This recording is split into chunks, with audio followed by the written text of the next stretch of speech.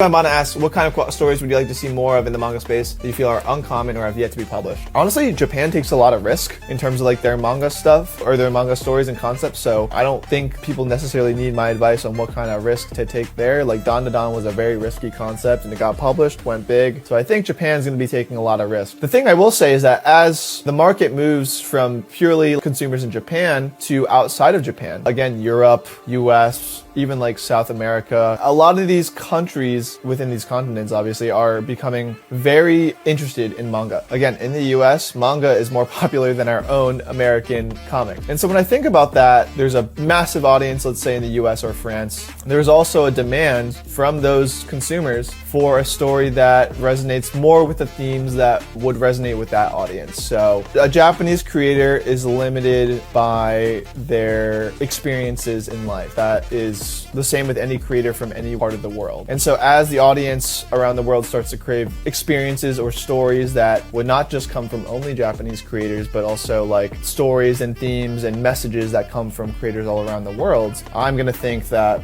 you're gonna get a lot of different stories that, again, it has to feel like Japanese manga. If it doesn't feel like it, it's not gonna be manga. But I think that the story can come from anywhere. You could create stories about American history. Like France and Germany, they create manga that again feels very different but also similar to the Japanese manga industry, and I think that's a really key way of how to respect the medium of manga but also tell different kinds of stories from a different kind of lens. I don't think that creators should strive to create stories that would only resonate with the Japanese audience, just because unless your goal is to go to Japan to create manga there, which is totally fine, you're just competing against a Japanese creator in Japan. So like if you're gonna create like the next samurai manga, are you going to be more authentic than someone who grew up and lived in Japan for creating samurai manga? Hard sell to me, in my opinion. You might be better off doing a cowboy manga if you're from the West. Anyway, that would be my thoughts, is that there's going to be a lot of different types of stories that are going to be coming out as the international audience starts to rise and increase.